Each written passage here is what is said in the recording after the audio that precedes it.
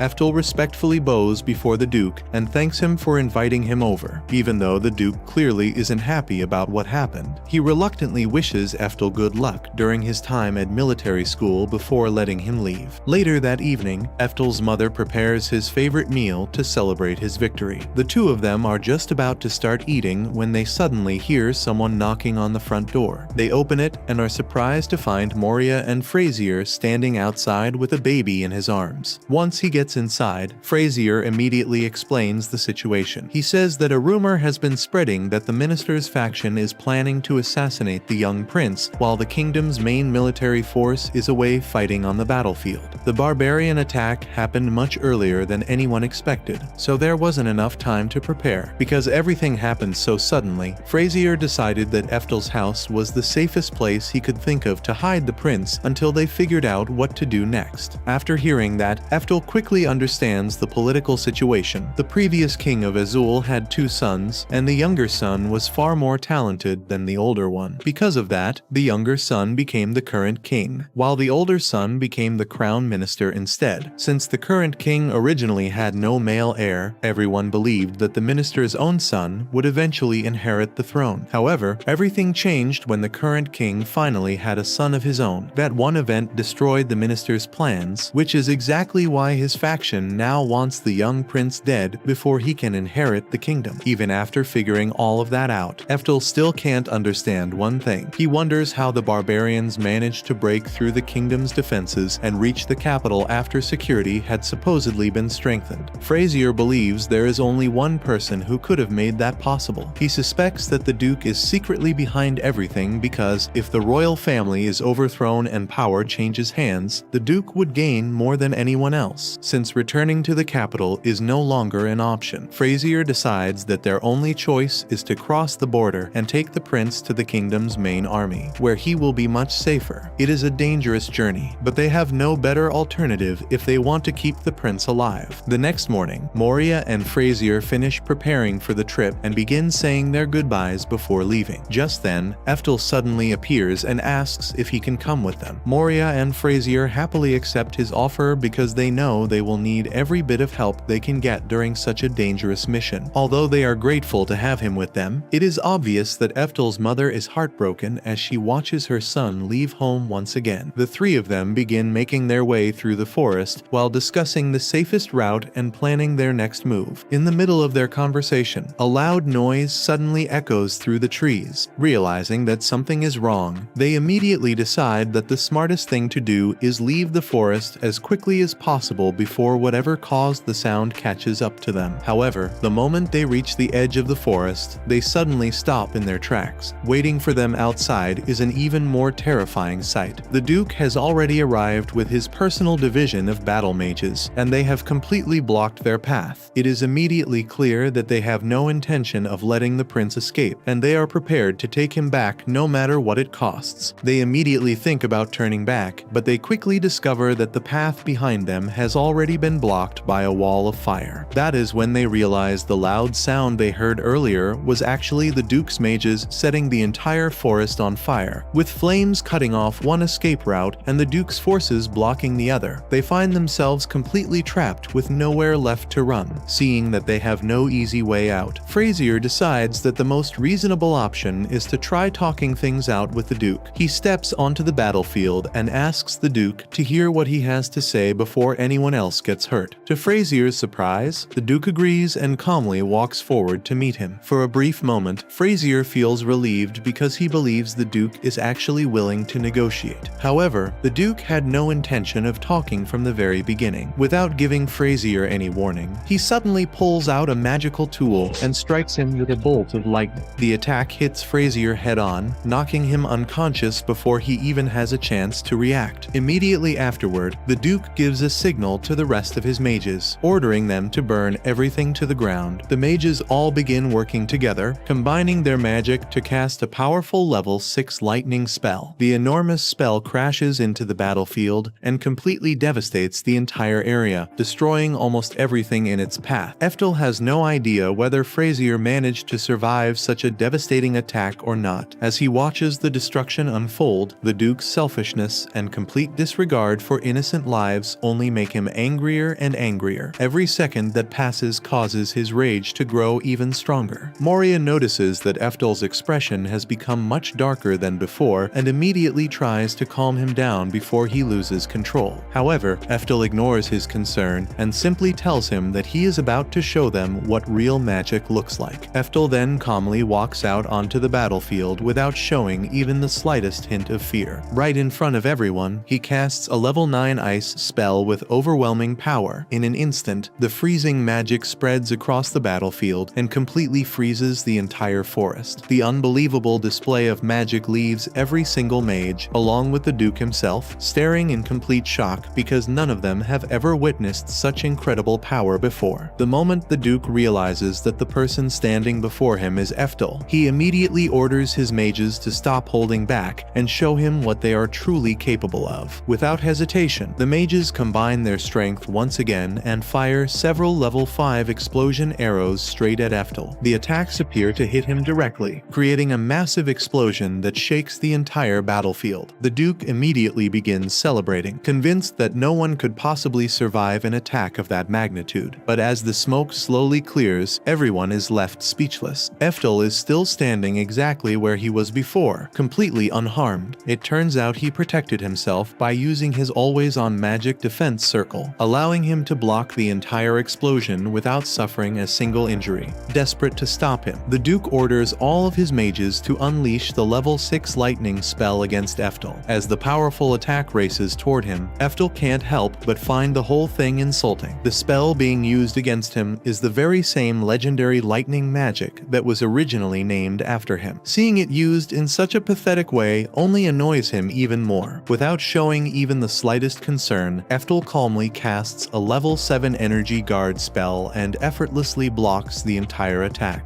The massive lightning spell disappears without leaving a scratch on him. Every mage watching is left completely stunned because the level 6 lightning spell is considered legendary magic. They had always believed it was impossible for anyone to block it head-on. After that, a twisted grin slowly spreads across Ephtal's face. He suddenly dashes straight into the army of mages and begins cutting them down one after another without giving them any chance to fight back. His movements are so fast and overwhelming that the mages are completely powerless against him. One after another, they fall before they can even understand what is happening. Realizing they have absolutely no chance of defeating him, the remaining mages abandon the fight and try to run for their lives. Before any of them can escape, Ephtal raises his hand and casts a level 10 lightning spell. The overwhelming magic instantly sweeps across the battlefield, wiping out the entire army in a single attack. When the dust finally settles, only Joachim and the Duke are still alive. Ephtal calmly walks over to the two survivors without showing any emotion. He casually knocks Joachim unconscious before he even has the chance to resist. After that, he turns his attention to the Duke. Looking him straight in the eyes, Ephtal tells him that he has no intention of showing mercy to the kind of man who would sacrifice his own son for his selfish ambitions. Once he finishes speaking, he knocks the Duke unconscious as well. With that, the coup finally comes to an end. Not long afterward, both Joachim and the Duke are publicly executed for their crimes, bringing their rebellion to a permanent end. It doesn't take long before Frazier is discharged from the hospital. As soon as Ephtal hears the news, he immediately goes to check on him. Frazier explains that he only survived because of his family's necklace, which protected him from the fatal attack. The moment Ephtal sees the necklace, he immediately recognizes it as Oberon's guard. It originally belonged to him in the past and had been passed down through the family for many generations before eventually ending up in Frazier's hands. With the Duke gone, Frazier becomes the new head of the household because he risked his own life to protect the crown prince during the attack. On top of that, the kingdom begins stripping the Duke of all his noble titles and honors, completely erasing his legacy after everything he had done. Some time later, Ephtal decides to show Frazier and Moria the true extent of his magic magical power, as they watch him demonstrate one incredible spell after another. Both of them are left deeply impressed by what they see. Even so, they warn him that he should keep his true strength a secret because if the rest of the world ever found out how powerful he really is, it could throw the entire world into chaos. They become even more surprised when Ephtal reveals that he still plans to attend magic school. Both Frazier and Moria think he has already become far too powerful to learn anything there, but Ephtal explains that raw power isn't everything. He wants to study magic properly so he can learn how to control his abilities and use every spell to its fullest potential. After hearing his reasoning, Frazier and Moria fully support his decision. With that, Ephtal takes another important step forward on his journey to master the path of magic.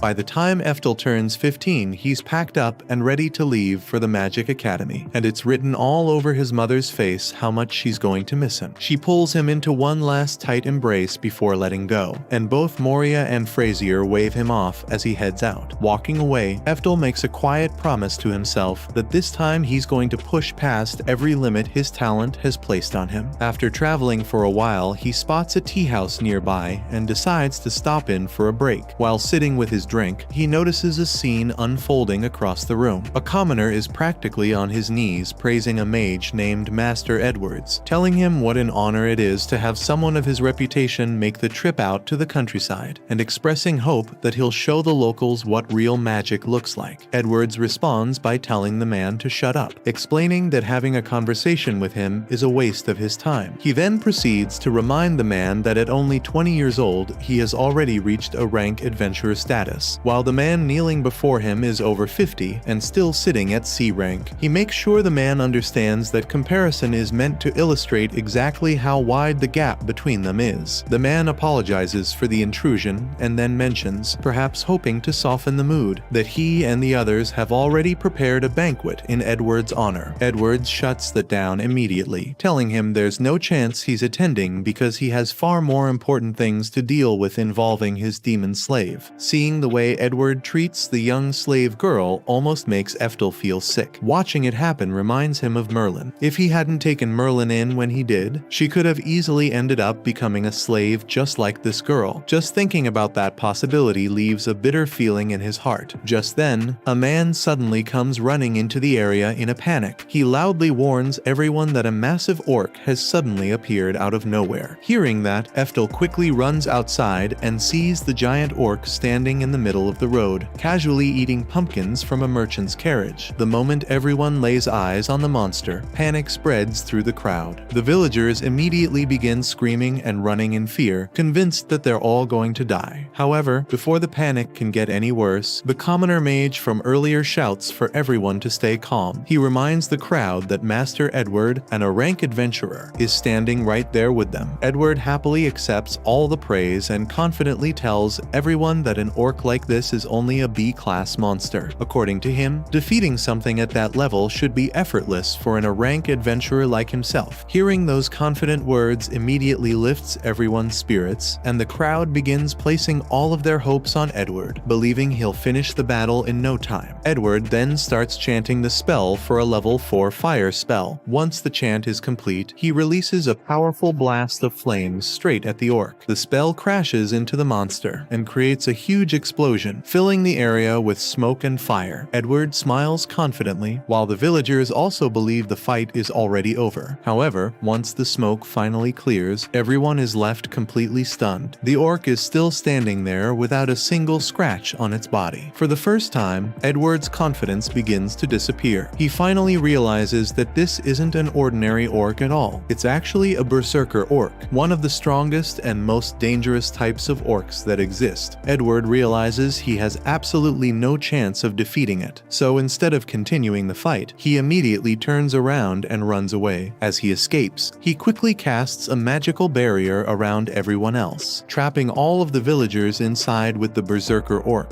Edward has no intention of saving anyone. His plan is to use the trapped villagers as bait so the monster stays occupied while he makes his own escape. In his mind, someone as important as himself shouldn't die such a miserable death. The terrified crowd immediately rushes toward the glowing barrier and desperately pounds on it, begging Edward to let them out, no matter how loudly they scream or plead for help. Edward completely ignores them because he feels his life is more important. Watching all of this disgusts Ephtal to his very core. He can't believe someone who calls himself an rank adventurer would abandon innocent people so easily. Without any hesitation, Ephtal casually uses his own magic to dispel the barrier in an instant. The barrier immediately shatters, leaving everyone speechless. The villagers stare at Ephtal in complete shock, and before he realizes it, all of their attention has shifted toward him. Ephtal quickly realizes he may have overdone things a little. He never wanted to attract this much attention to himself. At the same time, he knows he couldn't just stand there and do nothing while innocent people were left to die. After thinking for a moment, Ephtal quickly comes up with a plan. He decides he'll first cast a level 3 fire spell to distract everyone watching. Then, while everyone's attention is focused on that attack, he'll secretly finish the Berserker Orc with a powerful level 9 spell without anyone noticing what really happened. Ephtal begins by casting the level 3 fire spell. The moment the spell forms, everyone watching is shocked that such a young boy is capable of using level 3 magic.